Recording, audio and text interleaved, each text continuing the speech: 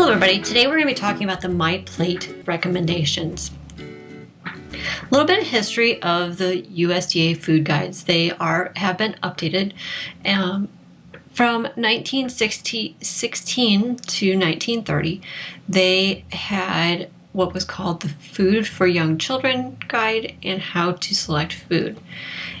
Basically, they were guidelines on food groups and how household measures. It focused on protected foods to protect the family's health.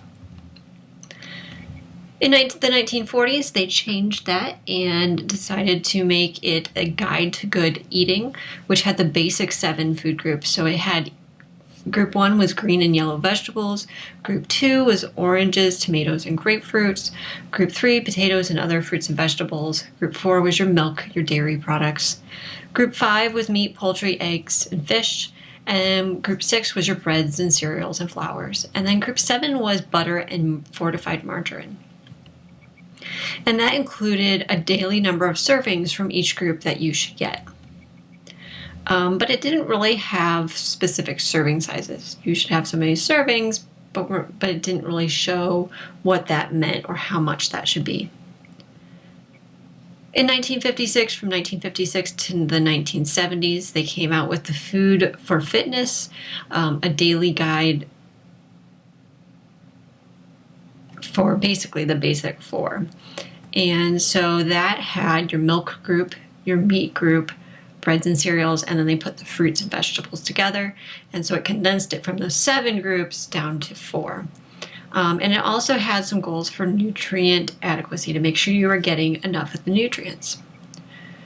It specified how much you should get from each of the 4 food groups, but there was no guidance on fats or sugars or calories. The next version was in 1979. It was supposed to be a hassle-free daily food guide. And it was based on the basic 4, but what it did was it added a 5th group to show that you should eat in moderation fats and sweets and alcohol. So again, it had the fruits and vegetables together, bread, milk and cheese, meats, and then that 5th group of fats. In 1984, they came out with the Food Wheel, which it was called a pattern for daily food choices.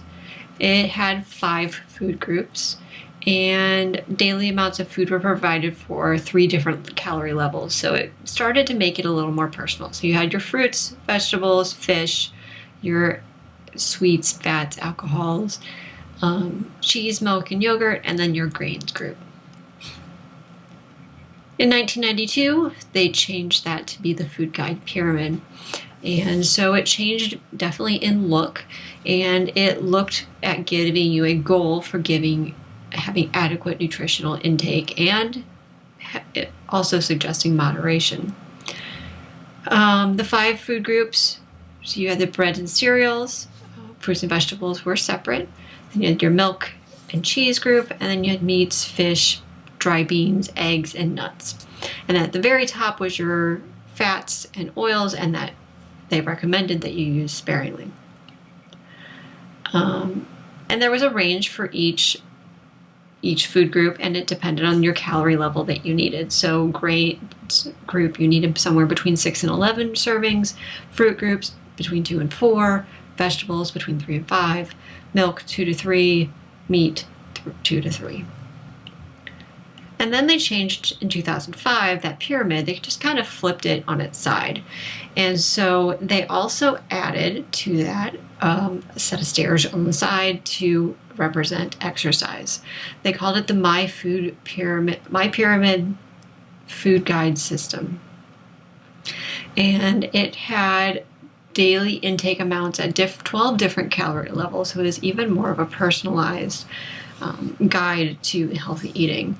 And again, it added that physical activity that you were supposed to be exercising at least 30 minutes several times a week.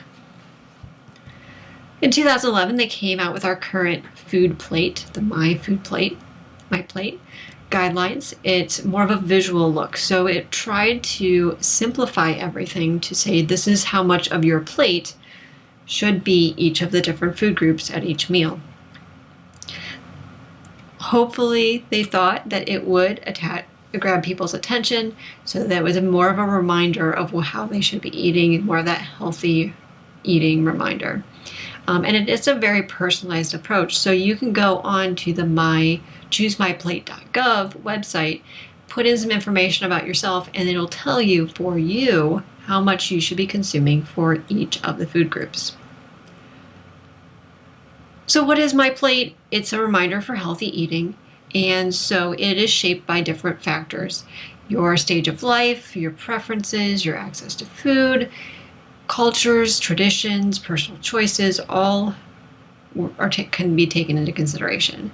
And it is supposed to show that the right mix can help you live a healthier life and be healthier.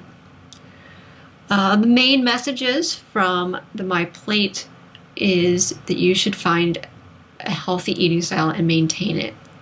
They also want you to make half of your plate fruits and vegetables.